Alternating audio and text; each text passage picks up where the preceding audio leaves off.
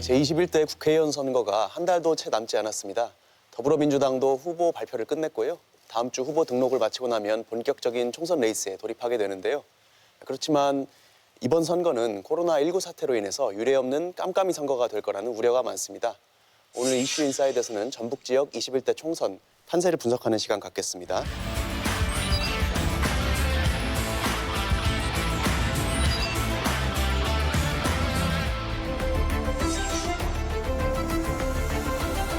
부장님 요즘 선거 관련해 취재하느라 바쁘실 텐데 네네. 이번에는 어떻게 코로나 사태 때문에 사람들이 모이지도 않고 선거 운동도 아무래도 비대면으로 많이 이루어지고 있을 것 같아요. 어떻습니까?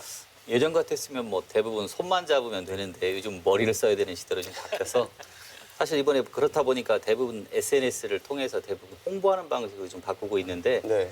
크게 좀 유형을 나눠보면 코로나 사태에 대응하는 방법들, 그러니까 뭐 음식점을 찾아다니면서 먹방을 통해서 뭐 음식점들 어려운 음식점을 소개한다거나 아니면 뭐 요즘 그 제일 유명한 게 뭐 기생충 있지 않습니까? 영화 기생충을 좀 패러디해서 포스터를 패러디한다거나 아니면 내용을 좀 패러디해서 소개하는 방식들, 그리고 또 어떤 경우는 뭐 재미있는 동영상을 만들어서 한 번만 더 꼭 뽑아달라는 어떤 그 동영상들을 구성을 해서 그 숨어있는 유권자들에게 어필을 하는 그런 방식들을 되게 많이 노력을 많이 하고 있더라고요. 이렇게 새로운 방식으로 시도를 하면 좀 유권자들이 정보를 접하고 하는데 좀 부족함은 없을까요? 아무래도 그러한 SNS 활용도도 네. 신인들보다는 많은 인력을 가지고 있는 그 현역이라든지 기득권층에 유리한 것 같습니다. 신인들은 실제적으로 SNS 이외에는 선거운동을 할 수 있는 딱히 좋은 방법들을 찾지 못하고 있는 게 현실인 것 같고요. 예. 가장 중요한 건 유권자들이 실제 선거에 관심이 없다는 겁니다. 현재 상태 속에서. 민주당 경선 과정을 살펴봐도 이 권리당원 투표율이나 이런 것들이 응답률이 대부분 10% 이하에 있는 것 같고, 시민 여론조사라고 했지만 대부분 전체 5만 명을 전수 조사를 했는데 5천 명 이상 투표를 한 적이 없거든요. 그래서 전체적으로는 그 볼수 민주당 계열이라든지 정치에 아주 관심 있는 층을 제외하고는 현재는 정치에 관심이 없는 조건 속에서 이 신인들이 자신들을 알릴 수 있는 기회가 많지 않은 게 이번 선거인 것 같고요. 그래서 실제 또 자칫하면 이 묻지마 투표 누군지도 모르고 투표장 가서 투표하는 현상들이 벌어질 수도 있는 게 현재인 것 같습니다. 하지만 정치는 이제 살아 움직이는 생물이라고 했으니까 앞으로 남은 기간에 또 어떠한 일들이 발생할지 모르고 또 코로나 문제가 잘 일단락이 된다면 또 바로 곧바로 선거에 대한 관심들은 높아질 수 있다 이렇게 예상을 해봅니다. 제가 이렇게 조사를 좀 해보니까 자 2020 총선 미디어 감시연대에서 이제 그 양적 분석 보고서를 지금 냈어요. 그러니까 방송사에서 얼마만큼 이 선거에 관련된 내용들을 지금 보도를 하고 있는가 이걸 냈는데 말 그대로 뭐 엄청나게 일단 줄었고 코로나 영향 때문에 많이 줄었고 예. 평균적으로 보게 되면 하루 평균 1.4건에 불과한 숫자라고 이렇게 지금 보고를 하고 있어요. 그러니까 그만큼 방송에서도 이 시기에 사실 선거에 관련된 내용들을 많이 지금 보도를 했었어야지 되는 건데 거의 지금 하지 못하고 있다. 1.4건이라고 한다면 뭐 거의 지금 못하고 있는 것이다. 이렇게 보는 게 합당하죠. 저는 정말 우리 지역에도 있던데 이 소독통 들고 아스팔트에 소독약 뿌려가면서 이런 모습 저는 정말 보고 싶지 않거든요.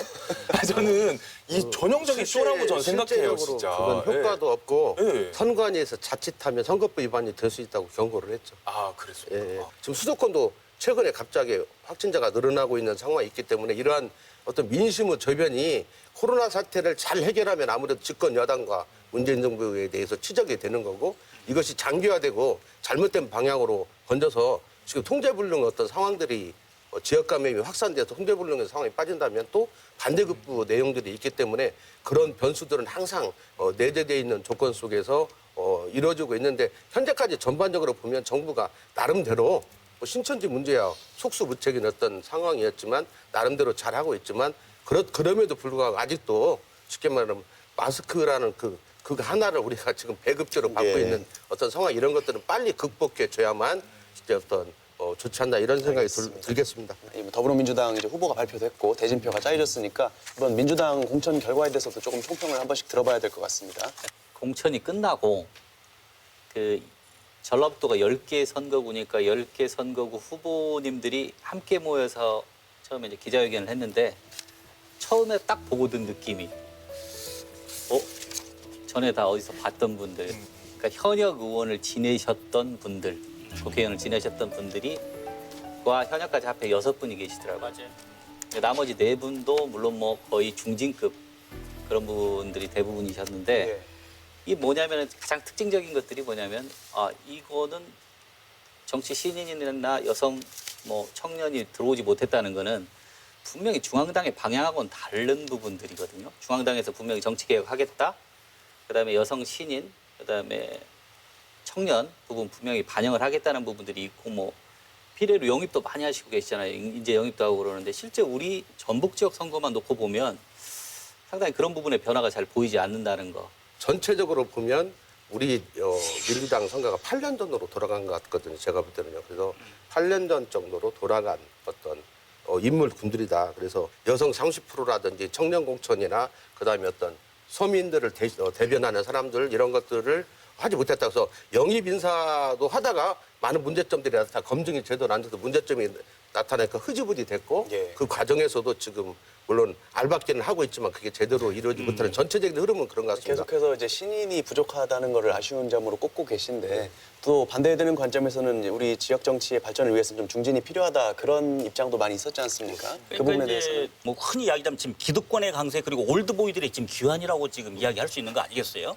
사실 신인이 없잖아요. 정확히 말하자면. 그리고 그들은 이미 의정 경험을 갖고 있었던 사람들이 또 대다수 지금 포함되어 있고 결국 의정 경험을 갖고 있었던 올드보이들이 대거 다시 이번 선거에 뛰어들었다고 하는 것을 다른 쪽에서 쳐다보게 되면 이제 중진들을 좀 양성해야 될 필요가 있다라고 미화를 할 수는 있겠죠. 그렇게 볼 수는 있겠어요. 그렇지만 핵심은 변화와 혁신을 바랬던 유권자들의 눈에는 못 미쳐도 한참 못 미쳤다. 중진을 양성해야 된다. 이런 말도 저는 충분히 일리가 있다라고는 봐요. 왜 그러냐면 이번에 아까 10명 중에 6명이 전현직 의원이고 4명 중에 2명이 정치권에 몸을 담고 있었고 정치 신인이 두 분인데 두 분도 공직 은퇴를 1년 앞둔 늦가기 신인이라는 거죠. 중량감이 있습니다. 중진의 어떤 정의를 좀 다른 각도에서 봅니다. 현재 이번에 공천자들은 중진이라고 볼 수가 없습니다.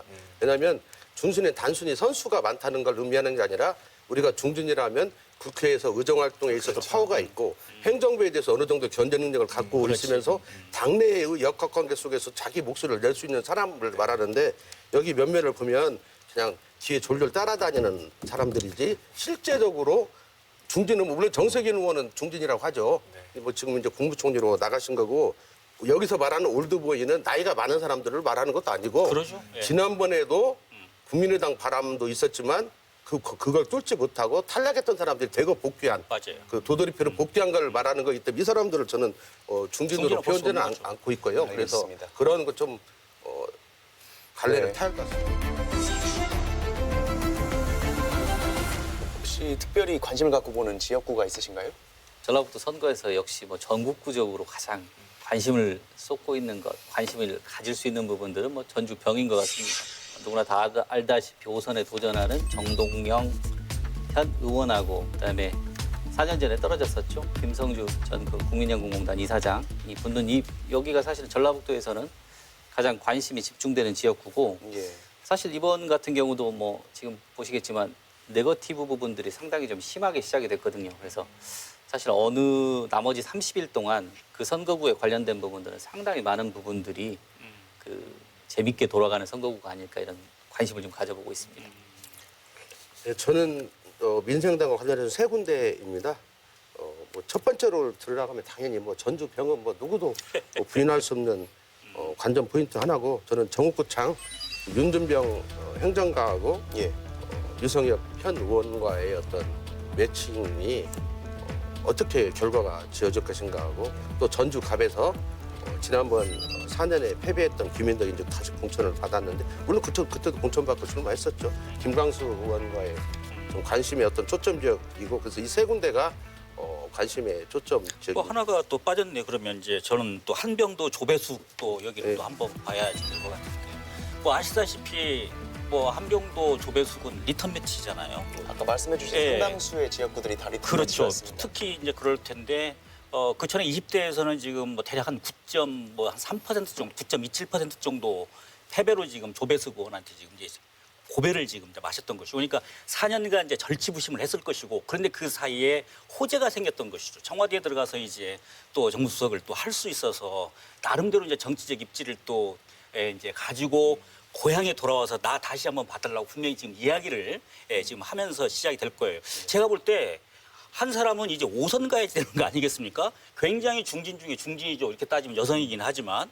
자, 그런데 어떻게 이제 유권자들의 표심이 갈지는 모르겠어요. 참 궁금합니다. 예, 네. 예. 바닥 민심에 대해서 저희들이 지금 고민하고 있는 부분들이 단순히 여론조사의 특징 자체가 사실은 인기도 순인데 그런 바닥 민심 자체가 자세히 드러나지는 않습니다. 그 안에 네. 여러 가지 뭐 변수들이 많고 가중치들이 있기 때문에 실제 선거에 임해서 그런 부분들이 어떻게 나타나는지 하는 부분들은 이 민생당하고 민주당 대결에서는 사실 정말 중요한 관전 포인트 같아서 흥미로운 부분입니다. 네. 아까 말씀하신 민주당 무소속 그 지역구 관련해서 완주 무진장 쪽이 또 눈여겨볼 만한 지역이시라고요? 이게 인구가 많은 완주하고 진무장 쪽에 이게 그 자체도 전부 다 다른 특성을 가진 4개의 군이 만나 있는 상태인데 그러다 보니까 지금 후보가 안호영 의원하고 임정엽 후보 두 분이 나오셨는데 한 분은 뭐 이쪽 사실은 완주 분이시고 나머지 분은 이제 진안 분이신데 그 지역구 특성에 따라서 굉장히 다른 형태의 나중에 선거 결과가 나올 수도 있어서 사실 여기도 관심을 많이 갖고 쳐다보고 있는. 지난번도 여기가 지금 리턴 매치예요? 그렇죠. 리턴 예, 매치인데 리턴인데. 당시에는 임정엽 후보가 전주 완주 통합에 실패하고 그러냐 그 후가 속에서 완주에서 높은 지지를 못 받았죠. 이기긴 이겼지만 근소한 차이로 이기고 무진장에서는 많이 패배하고 그래서 패배한 지역구인데 그런 투표 성향이 이번에는 어떻게 완주가 과거와는 분위기가 다르다고 하는데 그런 것들이 표심으로는 어떻게 작용할지 관심이 많은 지역이고요. 그러면 대표님 저는 그건 네. 궁금하더라고요. 그 임정희 후보 같은 경우에는 과거 그 민주평화당 도당위원장 아니었습니까? 예, 예. 근데 무소속으로 이렇게 나온다라는 게 좀 의아하더라고요. 그러면 결론은 그런 영향이 그 크다는 말씀을 걸까요? 드려야 될 것 같습니다. 예, 예, 내가 예. 마지막에 그 임정혁 후보 기자회견 때 참석을 해서 들어보니 기자들도 궁금했죠. 예. 또 민주평화당 도당위원장까지 지내신 분이 뭐 정동영 의원님하고의 관계도 절단하고 나온 이유 대체 뭐냐? 자기 마지막 선거라고 하시더라고요. 나 이제 해보고 싶은 거 할래.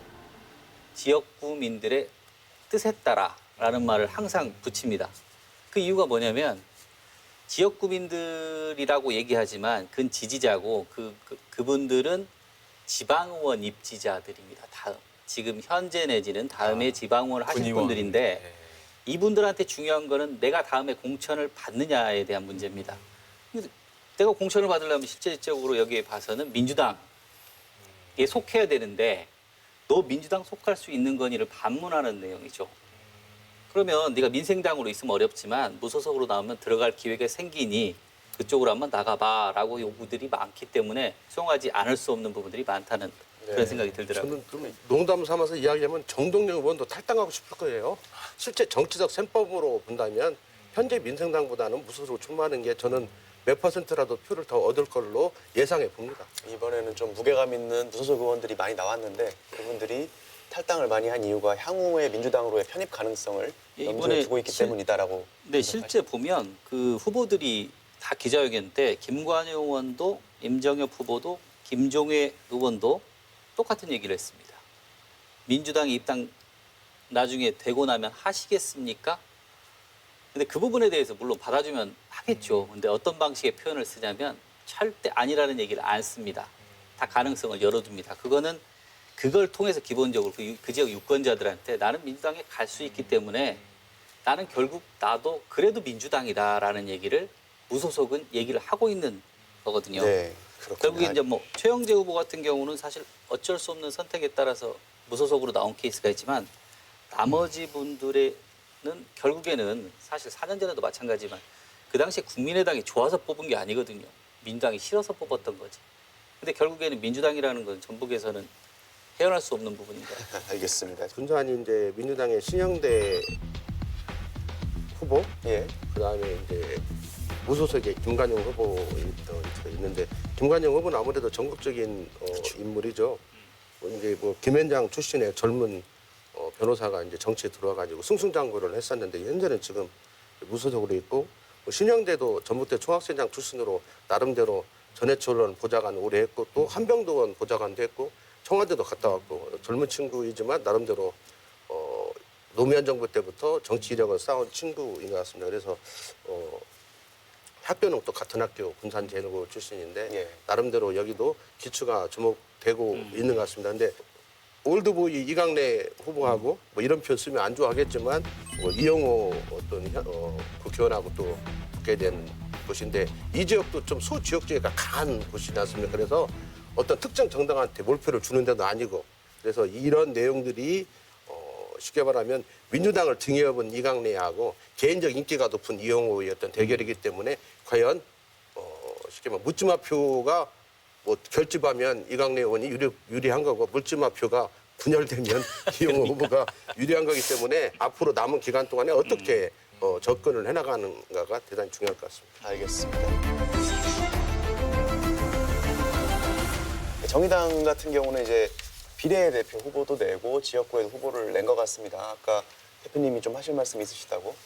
내가 좋아하는 염경숙 후보지만 좀 신중해야 한다. 행보가 울구를 나간다고 했다가 비례까지 나간 거 좋았는데 좀 비례에서도 아무래도 뭐 중앙당 중심으로 하는데 우리 전라북도에서 열심히 했지만 비례대표 순번이 뭐 36번인가 24번. 정확하지는 않아요. 근데 뭐 해가지고 대상이 아니라고 하더라고요. 그 당선권하고는 멀어졌다고 해서 또 지역구 출마를 한다고 그러는데 저는 그것보다는 염경수 후보는 지역구 출마는 이미 우리들한테 충분히 했다고 보기 때문에 진짜 정의당을 위해서 전라북도를 누비는 선거대책 본부장을 맡는 게 맞다. 저는 이렇게 생각하고 꼭 그 말 해주고 싶고 지금 전체적으로는 지금 정의당 후보가 현재는 3군데를 했고 앞으로 더 늘어날지 모르겠는데요.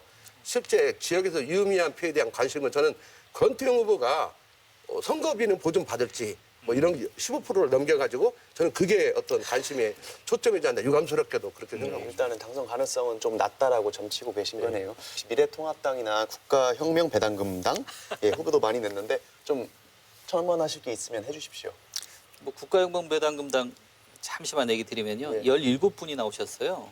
지금 현재까지. 근데 이분들 중에 이제 얼마나 많은 분들이 등록을 하실지는 모르겠는데 현재 저희들이 뭐 파악하고 있는 부분들은 국가혁명배당금 당의 공약과 정책은 있는데 개인분들이 뭐 뚜렷이 어떤 그 정책이나 어떤 공약을 내시지는 않는 것 같아요. 근데 사실 꼭 한 말씀드리고 싶은 부분이 결국에는 그 이 연동형 비례대를 참 잘 활용한 정당이었구나라는 생각이 좀 드는데 모르겠습니다. 이게 사실 총선 공식적인 후보 등록 이후에까지 어떤 식으로 흘러갈지 굉장히 관심 가는 정당이 네. 국가연금 연동형 비례대를 위해서 좀 전국 정당화를 한 거잖아요. 그렇죠. 근데 지역구에 후보를 많이 낸다고 해서 꼭 비례대표 표를 얻는 건 또 아닙니다. 그래서 저는 어느 정당이든지 전국적으로 이런 정당이 만들어지는 거에 대해서는 긍정적으로 본다. 어차피 유권자들이 갈래를 탈 거거든요. 알겠습니다. 전 미래통합당 얘기는 조금 해야 될 것 같기는 해요. 근데 미래통합당이 그 이석연 통합당 공천관리위원회 부위원장이 그런 말을 했습니다. 그 지난 2일 날 기자들 만나고 한 얘기가 호남의 공천 신청자가 2명밖에 안 돼서 자기가 충격을 먹었다. 예. 그 중에 한 명이 지금 여기 전주 을에 등록된 이수진 씨. 이수진 후보지 예. 않습니까? 그러니까 이것은 첫 번째는 미래통합당이 굉장히 반성을 해야 될 몫이라고 생각을 합니다. 이게 어떻게 한 지역에 2명만 공천을 신청해서 다시 추가로 받을 수 있는 얼마나 노력을 안 했으면 이 지경에 이르렀을까를 한번 뒤돌아봐야 된다고 생각을 하고요. 두 번째는 정운천 의원이 지금 미래한국당으로 자리를 옮겼지 않습니까? 네. 적을 그 당선권이라고는 들었습니다. 그러니까 이거는 참 뭐 그래도 좋은 일이라고 생각은 하지만 같이 옮긴 의원이 그 5.18 광주혁명은 그 북괴군의 소행이다라고 주장했던 이종명 의원과 같이 옮기신 거 아니에요? 그러니까 이런 부분에 대해서는 참 우리 호남 도민의 감수성을 몰라도 저렇게 모를까라는 생각이 들었습니다. 미래통합당이 쉽게 말하면 아무래도 우리 전라북도 사회에서도 놓고 봐도 기득권층이 많아요. 근데 그 과거에 미래통합당이 만약에 집권당이었으면 이번에 선거 나가서 떨어지면 공기업 사장도 시켜주고 감사도 시켜주고 뭐 예를 들면 젊은 층으로 청와대도 데리고 가고 이런 반대급부가 있었으면 나왔겠죠. 네. 당선을 목적으로 나오는 게 아니라 나 이렇게 고생하고 있습니다. 중앙당에 알리려고 나왔거든요. 정부에. 근데 지금은 야당이 되다 보니까 사업하는 사람 이런 사람들이 뭐 괜히 나봤자 표도 못 얻고 탄압이나 받고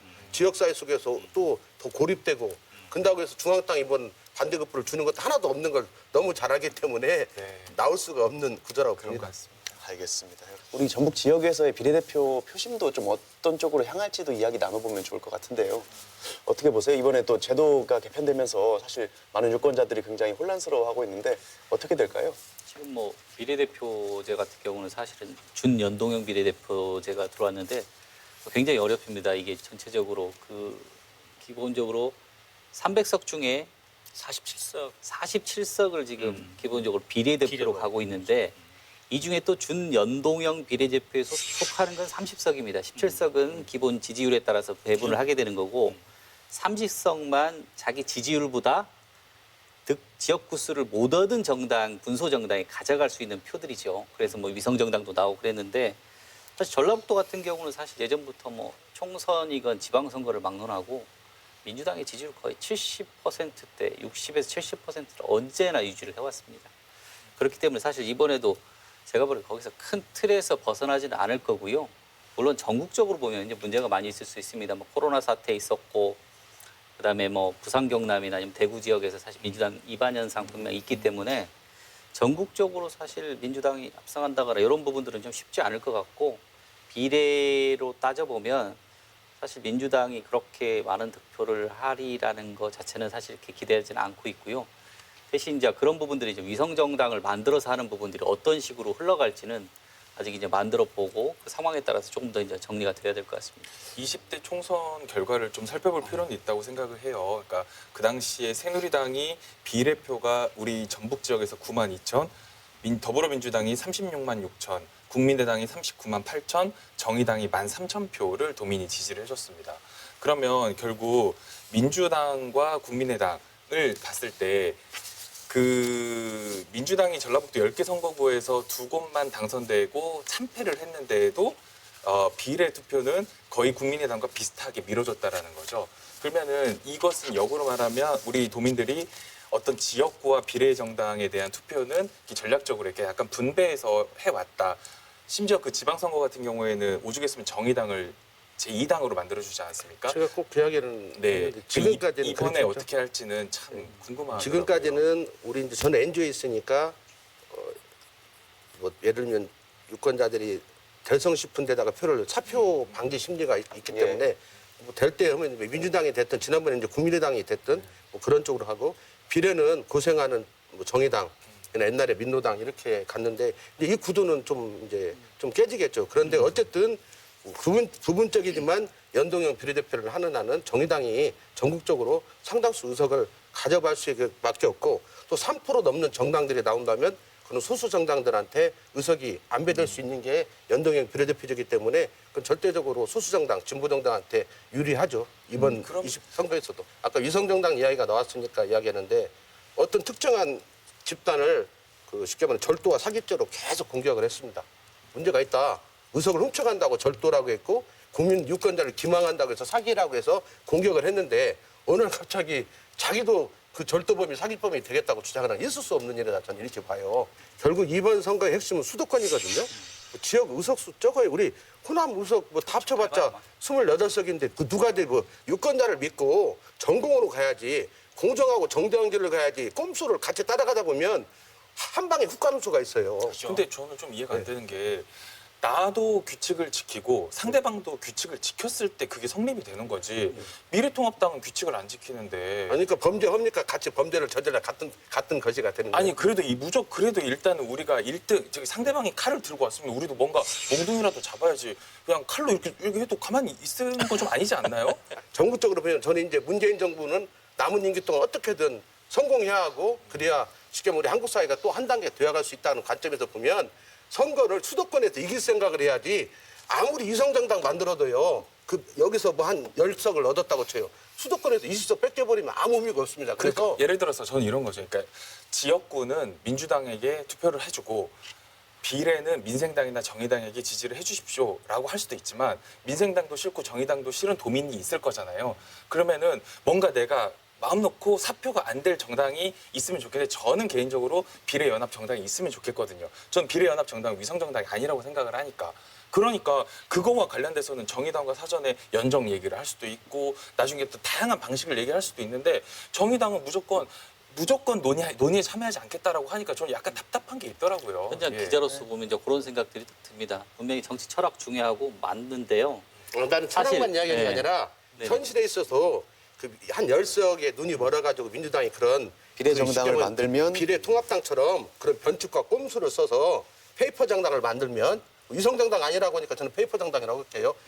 만들면 지역구에서 얻는 패배할 것보다 것이라는 거죠. 예. 쉽게 의석이 절대 과반 가까이 갖고 있는 수도권 이런 데서 더 많은 의석을 잃기 때문에 현실 정치에 있어도 그건 있을 수 없는 행동이라고 보는 거예요. 그래도 하여튼 보면 시스템이나 이런 부분들을 사실은 어느 정도 사실 의미는 좋은 그 연동형 비례제지만 요거를 담을 수 있는 그릇 자체를 잘 만들어 놓는 부분들이 사실 더 중요했고 사실 이번 선거 같은 경우는 분명히 그런 부분들이 충돌하는 게 있는데 시스템이 조금 더 잘 만들어졌었으면 하는 생각이 그렇죠. 네. 듭니다. 네. 네. 예. 좀 아쉬운 부분. 실질적으로 이 연동형 비례제 지금 이야기 끝에 지금 이렇게 오게 됐는데 사실 이게 정말 그 미완의 제도잖아요. 제가 보기에는 이건 반쪽짜리로 지금 전락이 됐는데 향후 이것들이 지금 이 제도가 지속할 수 있을 거리라고 저는 그렇게 예단 솔직히 하고 싶지는 않아요. 어떻게 될지 모르겠어요.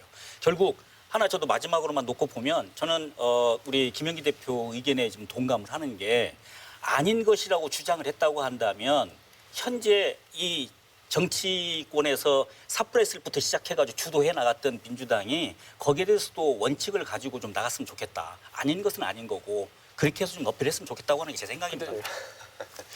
4.13 총선 때까지 네 분 패널 분들이 전망해 주신 거 얼마나 잘 맞아 떨어지는지 지켜보겠습니다. 네, 말씀 잘 들었습니다. 예, 감사합니다. 수고하셨습니다. 이슈 옥타곤에서는 다양한 사회 문제에 관한 제보를 받고 있습니다. 시청자 여러분의 많은 관심 부탁드립니다. 착한 임대료에 이어서 재난 기본소득을 전국 최초로 지급할 예정인 전주시에 다시 한번 전국의 이목이 주목되고 있습니다. 전주시의 재난 기본소득이 과연 전국적으로 확대될 것인지 관심이 쏠리고 있는데요. 이번 정책에 혹시 누락되는 대상은 없는지 해당 수급 대상과 기준도 공정한 심사를 거쳐서 정해져야 할 것입니다. 아무쪼록 전주시의 재난 기본소득이 코로나 사태로 힘들어하는 비정규직과 자영업자들에게 도움이 됐으면 하는 바람입니다. 지금까지 이슈 옥타곤이었습니다. 감사합니다.